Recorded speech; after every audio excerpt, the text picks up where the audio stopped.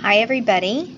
I'm talking about black and white today, about how to turn any image into black and white in Photoshop. Um, you can make a black and white image look very different based on some sliders that are a lot of fun to play with. And so you just go to your filters right here, your different layers, and go to black and white.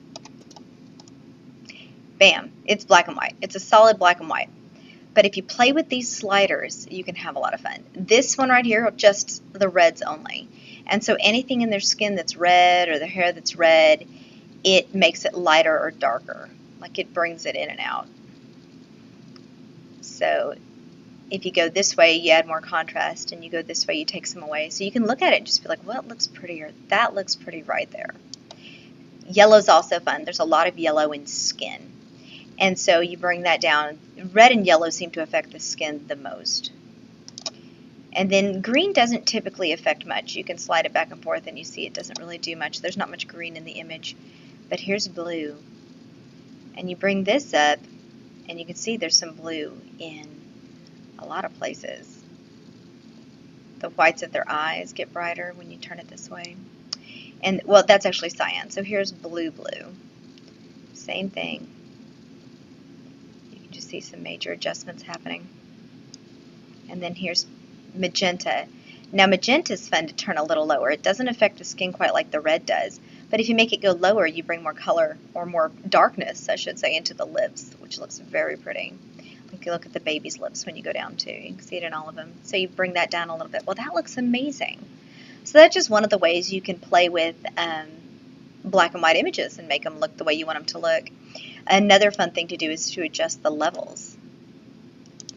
Give you a lot more contrast. So you bring this one up.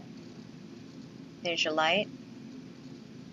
And just darken the darks a little bit, and you have more contrast. Well, that looks beautiful. You can do the same thing with curves. And you can just go with the presets here on the curves. You can increase the contrast. I like a linear contrast because it doesn't affect it too much. But if you look, if you take the levels and the curves off, that's the black and white image that we had. And of course, if you take the black and white off, now that's what we have. Now it's just way more vibrant. But one of the things I've made when I was editing a newborn shoot, and this picture's already been edited. This is a beautiful family picture, a newborn family picture.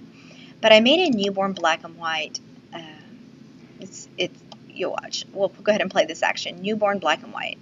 It's my newest action that I created yesterday.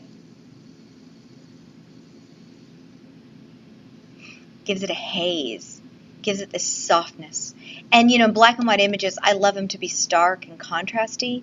But in newborn images, stark contrast isn't always what you're going for. Newborn imagery is so soft. And so I love a black and white image that's also soft. And so if you make the whole set black and white images and you run the same action on all of them, then you have this continuity. It's consistent. If you put 10 black and white images in a collage frame and they all have this exact same image run on them, then you're not going to have one that's contrasty and one that's not, and one that looks a little different. A lot of people like to put tint in their black and whites. They like their black and white to have a little bit of a bluish tint or a pinkish tint or even a little bit of a sepia. I know an action a photographer friend of mine made quite some time ago added a little bit of pink, but most of her pictures had snow in them, and that pink just kind of brings out, you know, the image. It makes it pop. It's amazing. It makes it look cleaner somehow. So different people do different things with their actions. The thing is, if you want a whole bunch of black and white pictures together, you need to make sure that when you convert to black and white, you stay consistent. So a lot of people, what they'll do is they'll very simply click on this and go black and white and just be done with it. So you put this up here. Sorry, let me start at the beginning here. Black and white. And that they do that to every single one of them. So there's nothing different about it, and that's fine. But at least they're all consistent. But you can make a black and white look as amazing as you want. And so this action will be debuting in my Etsy shop probably today. Enjoy.